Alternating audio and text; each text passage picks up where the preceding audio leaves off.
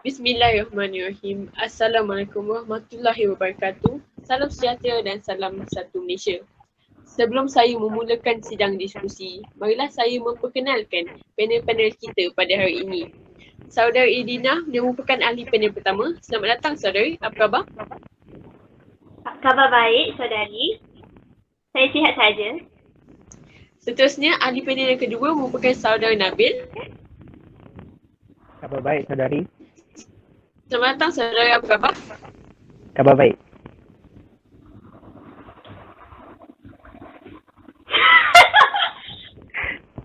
Teruskan. Baiklah, kembali kepada topik kita pada hari ini. Hiburan menurut Islam. Izinkan saya mengupas terlebih dahulu tajuk kita pada hari ini. Berhibur merupakan satu fitrah semula di manusia dan merupakan suatu perkara yang disukai oleh manusia. Ia merupakan sesuatu yang boleh mengembirakan hati, merehatkan minda, menenangkan jiwa dan menghidupkan kenegaraan. Sebagai agama yang menepati keperluan fitrah, Islam tidak menghalang umatnya untuk berhibur. Namun, hiburan di sisi Islam perlu disuruh dan berpandu mengikut nilai-nilai yang dibawa oleh Islam. Hiburan tersebut adalah luas bentuknya, sama ada dalam bentuk suara seperti nyanyian, rindam, sajak atau perbuatan seperti tarian, lakon, bersukan. Atau ia merupakan suatu benda dan objek seperti alatan muzik, buku, alat sukan dan sebagainya. Baiklah, Saudari Bina, mohon saudari memberikan penjelasan mengenai hiburan dari segi syarat dengan lebih rinci. Silakan saudari. Baiklah, terima kasih, saudari. Okey, hiburan dari segi syarat dan Islam. Saya berikan pengenalan. Kita lihat kepada realiti hiburan kita sekarang yang kita boleh rumuskan bahawa sebahagian besar hiburan kita gagal mencapai matlamatnya, iaitu matlamat kita adalah untuk memberi ketenangan jiwa, kita gembira sentiasa, lebih kurang macam itulah. Jadi bukan sahaja hiburan tersebut gagal memberi ketenangan jiwa, dia mencetuskan masalah dan kecemburuan dalam kehidupan kita. Ini kerana hiburan tersebut tidak berpandukan kepada garis panduan yang telah ditetapkan oleh syariat. Ianya bertujuan memenuhi tuntunan nafsu kita semata sahaja. Jadi baiklah, hiburan bukan sekadar tidak mendidik jiwa, malah ia mendorong kepada kelalaian, maksiat, pergaulan bebas, keadaan sosial yang telah merosakkan kesejahteraan hidup umat Islam. Jadi baiklah, penerangan pertama saya adalah lirik dan lagu atau hiburan tersebut. Janji dia tidak melalaikan dan dia janji tidak bertentangan dengan akidah dan syariat Islam. Maksudnya macam dalam lagu tersebut tak ada unsur maksiat, atau dalam lirik dia yang tak ada kita macam tubuh kecantikan wanita, lagi-lagi macam bentuk badan diorang, menganjurkan hubungan bebas muda-mudi di mana lelaki dan perempuan bebas bergaul tanpa mengikut syariat langsung. Jadi sewajarnya yang lirik lagu tu lirik lagu kita buatlah macam berkaitan dalam Islam sikit supaya dia mampu mengajak manusia kepada mencintakan Allah dan ingatkan kita tentang hari akhirat dan dapat memperbaikikan diri. Jadi penerangan kedua saja adalah hiburan yang tidak terabainya hak-hak Allah dalam melakukan kewajipan tersebut. Contoh, kalau siapa yang tak tahu, hiburan tu haram sekiranya kita kita tinggal solat. Yang kalau orang semua tahu lah kan, yang solat tu perkara wajib. Jadi kenapa kita tinggalkan kan? Dan dia dapat mengabaikan kita untuk buat urusan mencari nafkah dan menuntut ilmu. Lalai adalah perkara yang sia-sia, yang wajib kita jauhi. sebagai firman Allah SWT dalam surah Al-Kasas ayat 55. Maksudnya, dan apabila mereka mendengar perkataan yang sia-sia, mereka berpaling daripadanya sambil berkata, bagi kami, amalan kami dan bagi kamu adalah amalan kamu. Selamat tinggallah kamu, kami tidak ingin berdamping dengan orang-orang yang jahil. Baiklah, penerangan ketiga saya ialah tiada percampuran di antara lelaki dan perempuan. Terutamanya dalam majlis besar atau majlis tarian atau nyanyian. Macam-macam lah. Lagi-lagi, kalau persembahan tu yang melibatkan orang-orang perempuan yang buat, yang boleh menonton persembahan tu hanya orang-orang perempuan sahaja.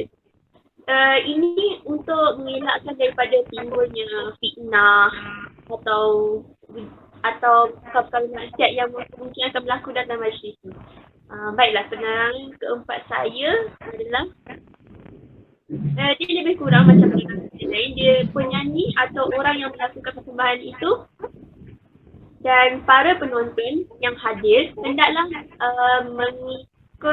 menjaga tata sila kita. Contohnya macam cara pergaulan kita atau pakaian kita dalam menghadiri majlis tersebut. Nak jaga imej diri kita lah kebanyakannya.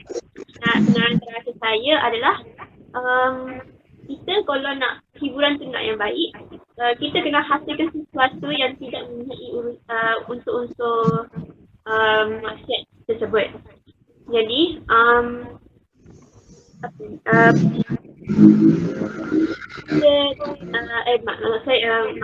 persembahan yang kita dianjurkan tu kenalah sopan dan syariat mesti terpelihara agar dapat melahirkan masyarakat yang tenang, bahagia, teguh iman diorang, akhlak diorang terjaga dan mereka bersepadu dan berkasih sayang antara satu sama lain. Itu sahaja daripada saya. Terima kasih. Terima kasih Saudari Edina. Sidang harian, demikian tadi merupakan penjelasan mengenai hiburan mengikut syarat yang pada pandangan saya merupakan penjelasan yang menarik dan terperinci daripada panel pertama. Seterusnya, saya mohon penjelasan daripada ahli panel kedua, Saudara Nahid, mengenai jenis hiburan yang dibenarkan dan tidak dibenarkan serta penjelasan dengan lebih lanjut. Dipersilakan, Saudara. Terima kasih kepada pengerusi.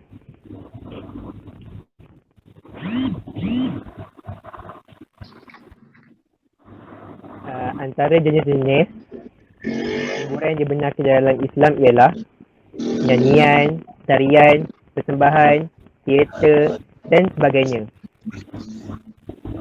Perkara-perkara ini dibenarkan dengan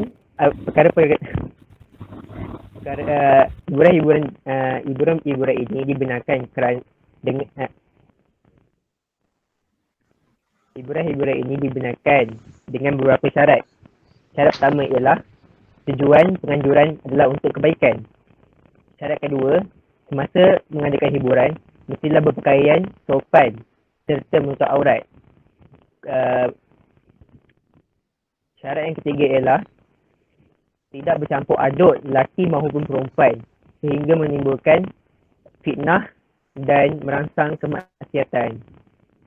Syarat yang kelima ialah seni kata bermutu dan tidak bersanggah dengan hukum syarak.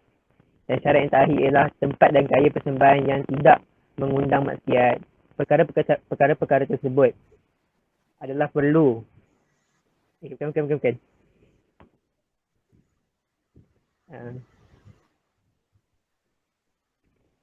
Syarat-syarat ini perlu dipatuhi semasa mengadakan hiburan agar hiburan tersebut dibenarkan dalam Islam. Antara hiburan yang tidak dibenarkan dalam Islam ialah hiburan yang bercanggah dengan Al-Quran dan Sunnah.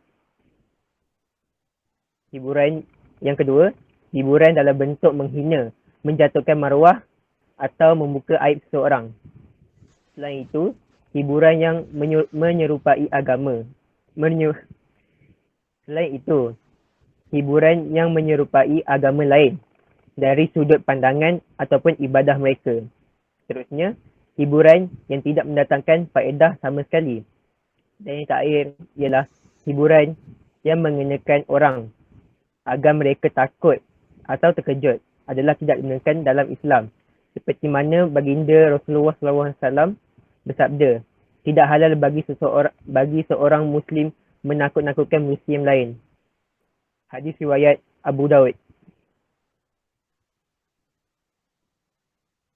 Kembali kepada pengerusi. Okey, terima kasih Saudara Nabil di atas perkongsian itu tadi.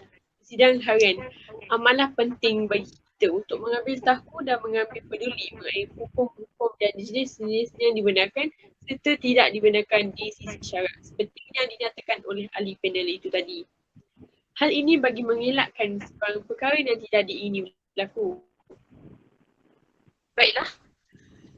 Soalan saya yang seterusnya adalah kepada ahli panel yang pertama. Bagaimanakah seseorang itu dapat memastikan aktiviti hiburan yang pada awalnya adalah tidak dibenarkan dapat bertukar menjadi aktiviti yang dibenarkan? Silakan, saudara. Baiklah, terima kasih saudari. Baiklah, perkara pertama, kita mesti menuntut ilmu dalam bab hiburan ini. Sebab kalau kita tak tahu, kita kemungkinan akan melakukan dosa tanpa sengaja dan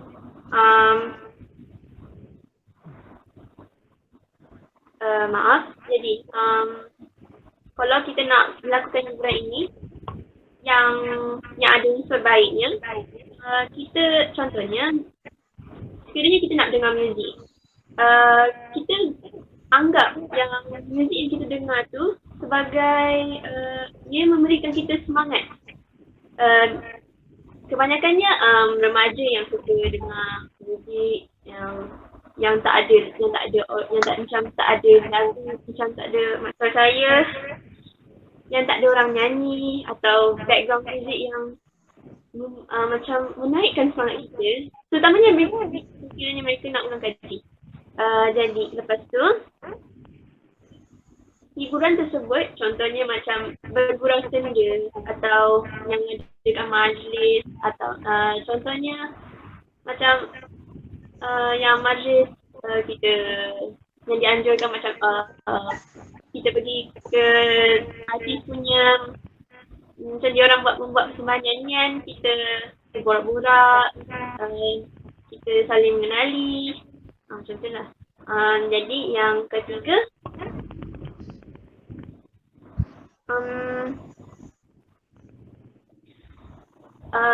kalau kita tengok wayang juga dikatakan sebagai bentuk hiburan. Tapi yang wayang kita tengok tu mestilah yang berinspirasi, yang buat kita sedar. Contohnya filem-filem yang macam nak tunjukkan yang betapa semangatnya kita orang Malaysia. Macam contohnya cerita Pascal, apa dari satu movie tu, tapi dia macam nak tunjukkan yang kita ni bersatu padu usaha untuk lindungi negara kita, itu contohnya. Atau kita dengar muzik, contohnya nasyid atau orang yang tengah berselawat, dia sebagai satu cara untuk kita hilangkan stres dan menenangkan hati kita. Itu sahaja rasanya daripada saya. Terima kasih.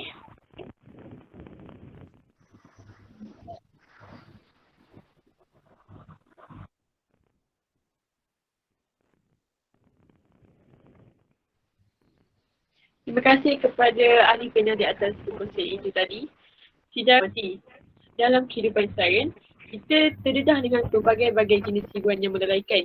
Sekiranya tidak dikawal dengan baik, kita akan hanyut dan beka sehingga mengabaikan tugas dan tanggungjawab.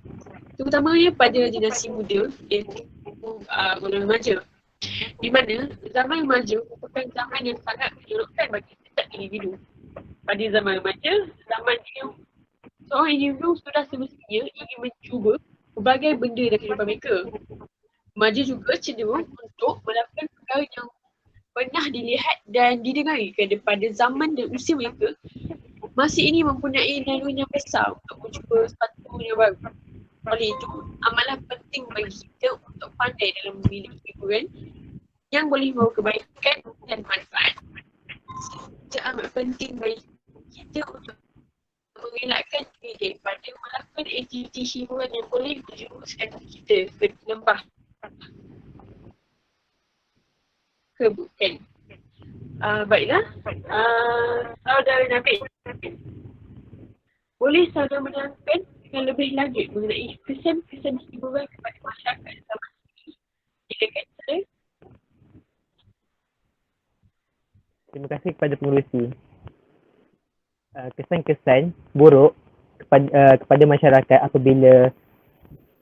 apabila terlibat dengan hiburan yang melampau, terutamanya ialah remaja, adalah akan melahirkan golongan hedonisme. Hedonisme ialah pegangan atau pandangan hidup yang mementingkan keseronokan atau kesenangan hidup. Golongan hedonisme mengambil kira bagaimana tindaknya boleh memberi kesan terhadap keseronokan dan kegembiraan dalam kehidupan sama ada pada masa kini atau akan datang. Selain itu, remaja akan tidak minat untuk belajar. Kebiasaannya, apabila pelajar sekolah telah didedahkan dengan hiburan tanpa dikawal, pasti perubahan drastik akan berlaku. Tambahan pula, hiburan itu adalah sesuatu perkara yang baru bagi seseorang yang menyebabkan keinginan cuba hadir. Perubahan drastik yang biasa didengari ialah menghisap rokok, melepak, minum arak dan sebagainya. Kesan yang terakhir ialah menimbulkan angkara negatif. Hiburan melampau juga dapat menyumbang pelbagai angkara negatif. Contohnya, pergaulan bebas. Hal ini kebiasaannya berlaku kepada remaja. Sudah ternyata bahawa remaja sangat suka akan benda yang baru dan akan mencubanya. Misalnya, remaja lelaki bergaul dengan remaja perempuan di tempat yang gelap dan mendatangkan kecurigaan bagi masyarakat sekeliling yang melihatnya. Kembali kepada pengerusi. Bagaimana dengan ahli panel pertama? Pandangan saudara mengenai kesan hiburan kepada masyarakat? Baiklah, terima kasih Syazali. Pada pandangan saya, ada kebaikannya.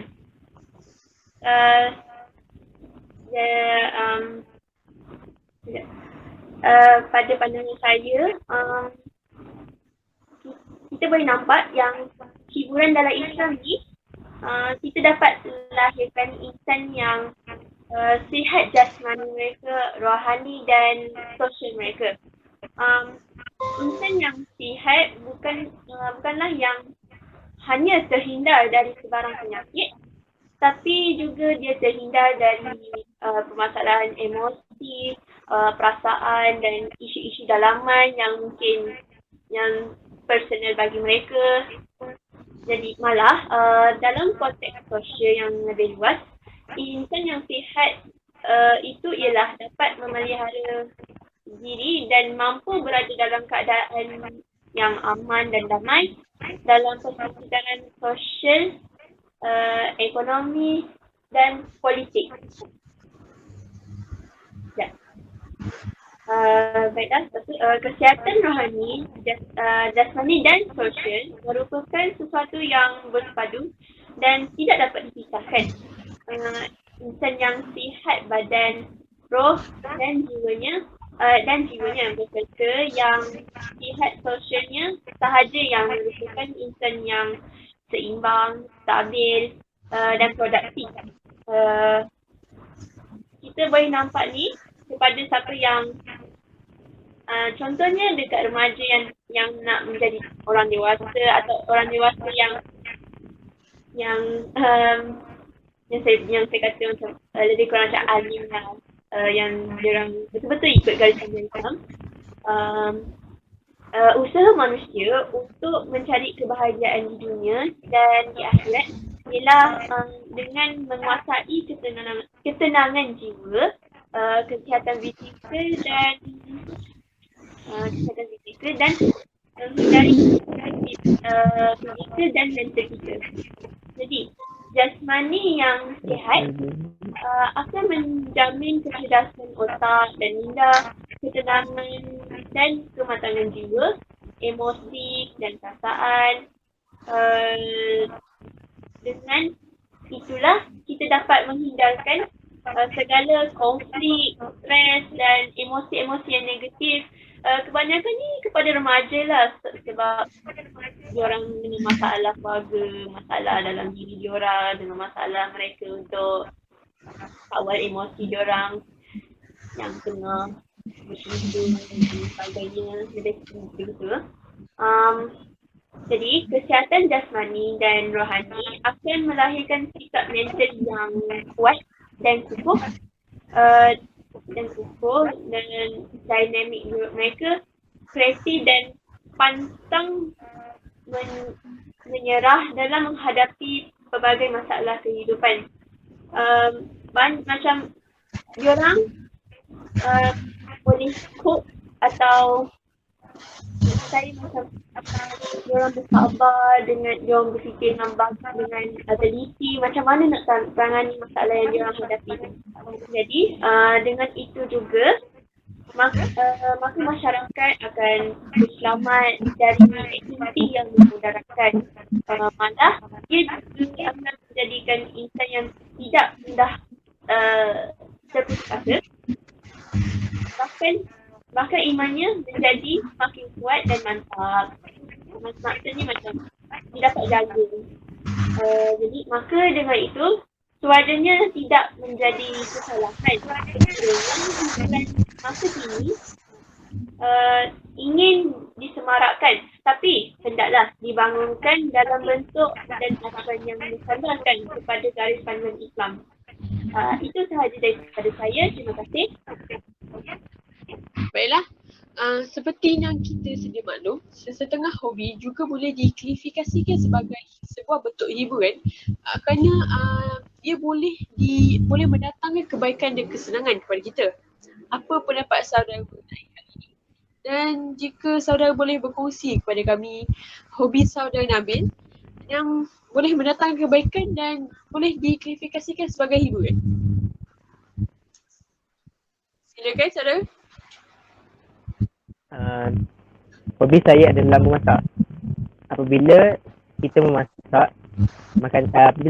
makanan, ia bukan sahaja membuatkan kita hilang rasa kelaparan, malah ia juga menjimatkan wang.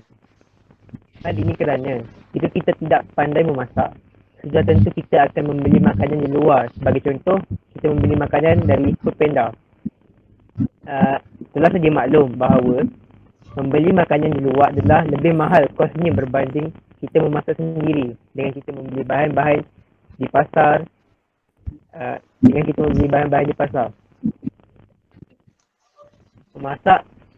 Memasak juga bukan sahaja menjimatkan wang, malah memasak juga dapat mengisi masa lapang saya. Saya berasa sangat gembira apabila saya dapat memasak dan dapat merasa hasil tangan saya. Baiklah, terima kasih pada saudara Nabil. Bagaimana dengan ahli panel pertama kita, saudara Idina? Baiklah, terima kasih saudari. Hobi saya adalah menonton video di YouTube atau di mana-mana laman web yang saya selalu cari. Walaupun macam saya akan beritahu beberapa contoh. Contohnya macam kita tengok kartun lebih kurangnya. Tapi dalam kartun tu bukan sekadar hanya untuk macam memberi kegembiraan atau membuat kita ketawa, tapi dalam masa yang sama dia membubuhkan sedikit moral di dalam cerita tu. Contohnya macam kartun siri Upin Ipin, walaupun dia cerita pasal budak-budak nakal yang diorang selalu main-main di sini, main-main di sana, tapi dalam pengakhiran cerita tu semestinya ada moral di sebalik kelakuan diorang tersebut. Macam sekarang, sebabkan telah pelbagai isu yang telah bangkit, jadi mereka pun selit-selitkan isu-isu tersebut dekat dalam kartun tu. Bukan sekadar kartun, ada juga contoh lain. Dia juga dia bukan sekadar bagi moral sahaja, tapi dia memberi ilmu pengetahuan juga. Maksud saya, contoh-contoh video tu macam sekarang lah kita tengah belajar online, sekiranya video tersebut menarik perhatian kita dan kita teruja tengok, kita fokuskan sebabkan apa yang dia nak cuba sampaikan. Contohnya video tutorial yang ramai orang mesti selalu tengok kan. Macam kalau nak do it yourself jenis video, contohnya macam hobi Nabil cakap tadi, masak, mereka boleh menonton video di YouTube, tutorial memasak. Dia pun boleh dikira sebagai hiburan. Tapi dalam masa sama kita belajar daripada mereka. Dan satu lagi bentuk hiburan yang dalam video, orang memain alat muzik. Saya suka main gitar. Jadi selalunya saya buka YouTube, saya akan cari tutorial gitar lagu yang saya ingin main.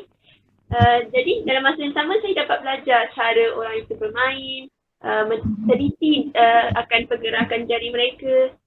Kita boleh ambil, kita boleh gunakan sebagai kebaikan kita. Atau ada satu website ini dinamakan Skillshare, di mana diorang berkongsikan ilmu pengetahuan diorang dalam video tersebut, dan sesiapa pun boleh menonton, tapi dengan syarat kena bayar lah. Tapi yelah kan, ilmu ni bukan murah, jadi ia mendatangkan kebaikan kepada orang yang mengajar dan juga mendatangkan kebaikan kepada kita yang ingin belajar, sebab kita menuntut ilmu kan. Jadi sebabkan Allah pun suruh kita untuk menuntut ilmu tu untuk kebaikan diri kita dan untuk kita bawanya ke akhirat nanti. Jadi rasanya itu sahaja daripada saya. Terima kasih. Baiklah, terima kasih saudara dan saudari. Sidang dah hadir. Saya juga ingin berkongsi pengalaman saya dan hobi-hobi saya. Okay, hobi saya adalah mendengar lagu dan membaca buku. Okay, bagi pandangan saya, mendengar lagu dapat memberikan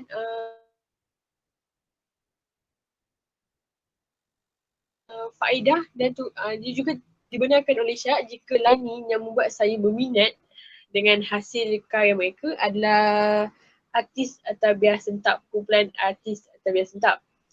Okay, kumpulan ini merupakan sebuah sekumpulan penyanyi yang menyampaikan mesej-mesej kebaikan dan ajaran-ajaran Islam melalui lagu-lagu mereka.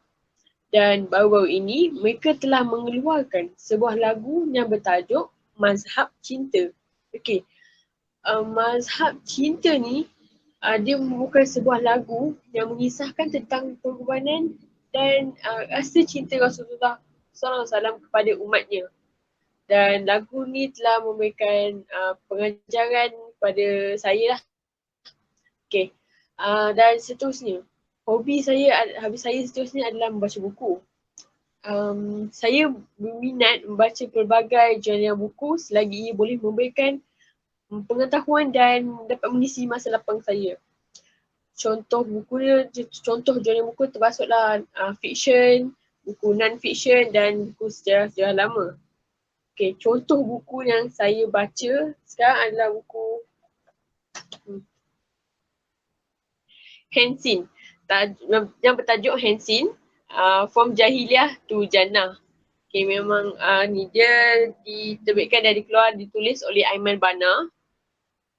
Okay, buku ini banyak memberikan saya pengajaran dan tujuh ajar yang sedikit sebanyak dapat membantu saya untuk menanam keazaman untuk berubah kepada yang lebih baik. Itu saja.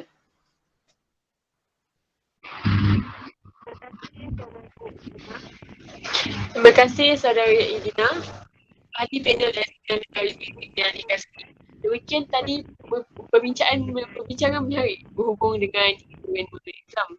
Selanjutnya, sebelum mengakhiri perbincangan kita, rumusan yang dapat kita lakukan pada hari ini adalah hiburan adalah perkara yang dibenarkan dalam Islam selagi mana ia tidak melanggar batas syarak dan perlulah dilakukan secara sederhana dan tidak melalaikan daripada tanggungjawab kepada agama, bangsa dan negara. Islam juga tidak menyekat umatnya mencari hiburan selagi mana dia tidak terkeluar daripada batas syarak dan tidak lalai daripada melaksanakan perintah agama. Kesederhanaan sangat penting dalam usaha mencari hiburan. Pilihlah hiburan yang boleh meningkatkan tahap kesihatan dan kecergasan tubuh badan seperti makan, bersenda dan sederhana. Mendengar lagu-lagu yang menaikkan semangat cinta agama, bangsa dan negara. Melihat filem dan drama yang memberikan pengajaran dan tauladan atau menyanyikan lagu-lagu yang meningkatkan keimanan kepada Allah Subhanahu Wa Taala. Terima kasih kepada ahli panel yang sudi hadir dan berkongsi pengetahuan dan pandangan.